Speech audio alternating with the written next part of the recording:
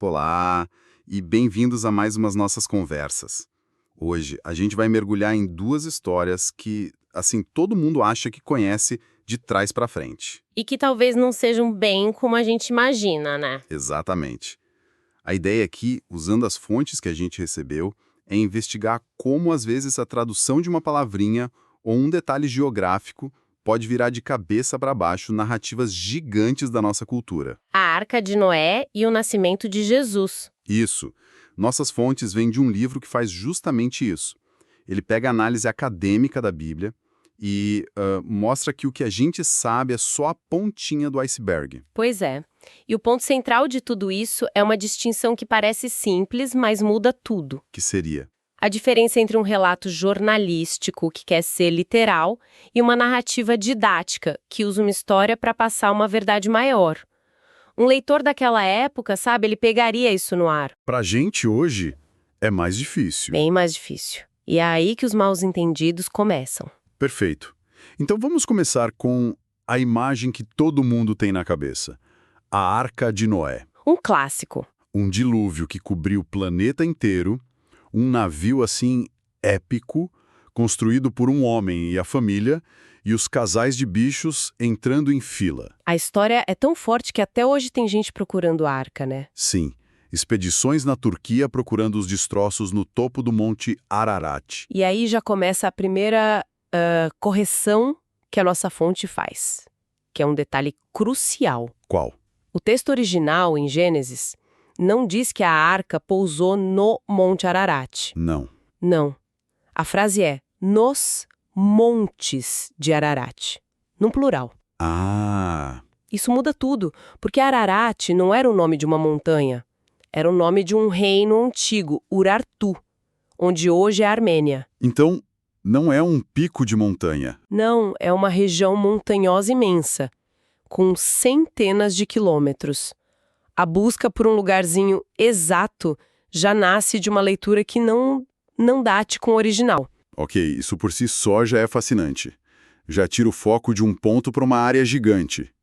Mas isso me leva para a pergunta principal do livro, né? Sim. Essa história, ela foi pensada para ser um relato histórico literal? Exato. Porque a fonte começa a listar umas impossibilidades práticas, a começar pela engenharia. Sim, as dimensões da arca. Um navio de uns 150 metros de comprimento, tipo um transatlântico moderno, só que feito na pré-história, com ferramentas da Idade da Pedra. Isso já soa... Sobre-humano, sem dúvida. Mas mesmo se a gente ignorar a construção, a fonte aponta para um problema ainda maior. A logística. A logística dos animais. O texto fala todos os animais. Como é que 8 pessoas iam juntar espécies de todos os continentes? Nunca tinha parado para pensar. O quê? E os insetos. Nossa. As estimativas falam em, 10 milhões de espécies na época. É simplesmente inimaginável. Tá. E depois de juntar todo mundo, como é que cuida deles? A comparação que o livro faz com os zoológicos modernos é muito boa. É ótima. Hoje, com um monte de biólogo, veterinário, tecnologia, cuidar de algumas centenas de espécies já é um desafio gigantesco. Imagina 8 pessoas alimentando, limpando, criando o ambiente certo para milhões de animais, por mais de um ano. Não fecha a conta. E ainda tem outra camada, a ecológica, que a fonte explora bem. A parte do repovoamento, né? Isso. Para uma espécie não entrar em extinção, não basta um casal. Precisa de centenas, milhares de indivíduos para ter diversidade genética. Com um par de cada um, a maioria ia desaparecer em poucas gerações. Então, todos esses problemas, eles não são falhas da história. Não, de jeito nenhum.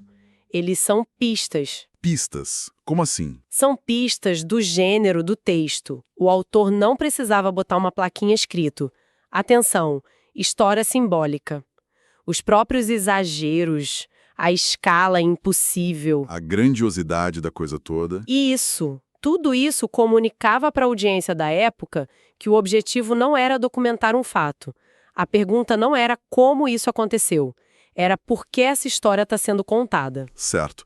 Então, se a história não é para ser lida como, sei lá, um manual de engenharia ou um guia de zoológico, qual é a mensagem? O que o autor queria dizer com isso tudo? Essa é a pergunta de 1 milhão. E a resposta, segundo a fonte, é teológica. Certo. Primeiro, a história é uma parábola sobre como o pecado humano gera o caos e desfaz a ordem da criação lá do começo do Gênesis. A água vindo de cima e de baixo, sabe? É como se um mundo voltasse a ser um caos. E a segunda parte? A segunda, e talvez a mais importante, é a figura do Noé. Ele é o modelo da fé. Pensa bem, Deus manda ele construir um barco gigante no meio da terra seca. Uma ordem absurda. E ele não questiona. Ele não fala uma palavra.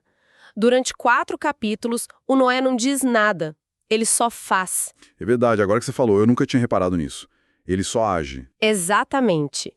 A mensagem, de acordo com a nossa fonte, é essa. Quem constrói a vida com as medidas de Deus, ou seja, com obediência e confiança, sobrevive a qualquer dilúvio, a qualquer caos. O foco é na fé, não na meteorologia. Perfeito. É uma história sobre a arquitetura moral da vida de uma pessoa. Sabe, essa ideia de que a mensagem principal pode se perder na leitura literal me lembra da outra cena, talvez a mais famosa de todas, o presépio de Natal. Ah, sim. A imagem do casal sendo rejeitado, o estábulo frio, os donos das pousadas insensíveis. A fonte que a gente tem sugere que essa imagem toda também pode ser um grande mal-entendido. Sim. A cena tradicional é muito forte, mas quando a gente olha com o contexto da época, como o livro faz, ela começa a não fazer muito sentido. Tipo o quê? Por exemplo, o Evangelho diz que José era um homem justo, previdente. Por que ele ia levar a esposa, grávida de 9 meses, numa viagem tão dura? A presença dela nem era obrigatória para o censo. E tem mais, né? Tem o mais importante. Belém era a cidade da família dele. A ideia de que ele chegaria lá e não teria um parente, um amigo, ninguém para acolher eles, isso vai contra um pilar da cultura daquela época. A hospitalidade. A hospitalidade.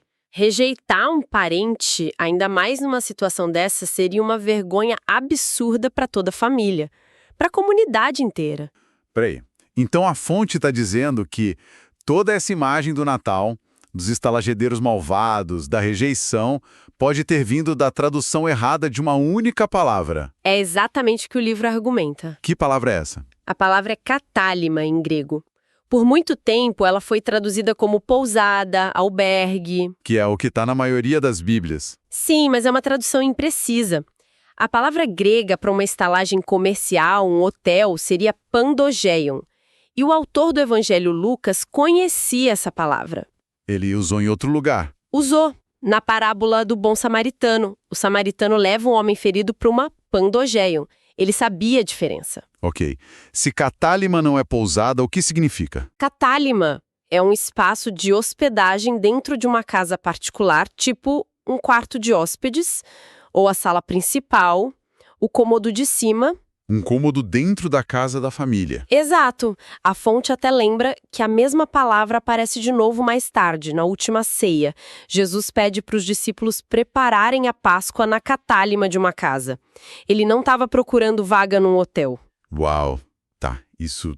Se catálima é quarto de hóspedes, a cena toda muda. Completamente. A história não é sobre um casal sendo chutado de todos os hotéis. Então, O que aconteceu? A casa da família estava lotada. essa é a reconstrução que a fonte apresenta como a mais provável. José e Maria não chegaram em Belém na noite do parto. Chegaram antes. Provavelmente chegaram com bastante antecedência. Mas por causa do censo, a cidade estava cheia. E a casa da família de José também estaria lotada de parentes. A catálima, o quarto de hóspedes, já estava ocupada. Não tinha lugar para eles, naquele cômodo. Naquele cômodo específico. Mas e por que ir para um estábulo? Mesmo com o quarto ocupado, não podiam ficar na sala com todo mundo? E aí entra o detalhe cultural que fecha o quebra-cabeça. E que a fonte destaca: as leis de pureza do judaísmo. Ah, Depois do parto, a mulher era considerada ritualmente impura por um tempo. E tudo que ela tocasse, o lugar onde ela estivesse, também ficaria impuro. entendi. Dar à luz no meio da sala principal cheia de gente Ia tornar todo mundo impuro. seria uma complicação social e religiosa enorme para todo mundo ali. Então, a decisão de ir para o espaço dos animais não foi uma rejeição, Não, foi uma escolha. foi uma escolha prática, consciente. Muitas casas em Belém na época eram construídas perto de grutas, que serviam de estábulo. Era tipo parte da casa, só que um lugar mais reservado. Faz sentido. Ao escolher esse lugar, José estava buscando privacidade para Maria e, ao mesmo tempo, sendo super atencioso com a família, evitando todo aquele problema ritual. Foi um ato de cuidado, não um drama de abandono. É incrível pensar nisso. A história que eu sempre ouvi era sobre a frieza do mundo, a falta de acolhimento. Sim, E essa versão baseada na língua, no contexto, é sobre o cuidado de um pai, sobre a dignidade dentro da comunidade. Muda totalmente o sentimento. muda completamente e a mensagem teológica fica ainda mais profunda. O nascimento de Jesus na pobreza não foi um acidente, não foi culpa da maldade dos outros. Foi uma escolha. Foi uma escolha deliberada, feita pelos pais. Uma escolha pela humildade, que, como a fonte sugere, se tornou a marca de toda a vida dele. A lição começou ali, no primeiro dia. Olhando para as duas histórias, então, a conclusão que fica é que esses textos que a gente acha que conhece de cor ganham uma profundidade completamente nova quando a gente vai além do superficial. Sim, quando se olha o contexto, a língua. Não é que a gente perde a magia. Pelo contrário, a gente encontra uma mensagem, sei lá, talvez até mais forte. Com certeza. E isso nos leva a uma reflexão final que o próprio autor da nossa fonte propõe. Vamos lá. Ele sugere que muitos desses textos funcionam como parábolas, onde a verdade literal da história, o veículo, é menos importante que a verdade teológica que ela carrega. O recipiente e o conteúdo. Exatamente. O que nos deixa com uma pergunta para pensar. Na nossa busca por conhecimento, seja qual for, quantas vezes a gente se apega tanto aos detalhes literais do recipiente que acaba perdendo de vista o conteúdo precioso que ele foi feito para entregar?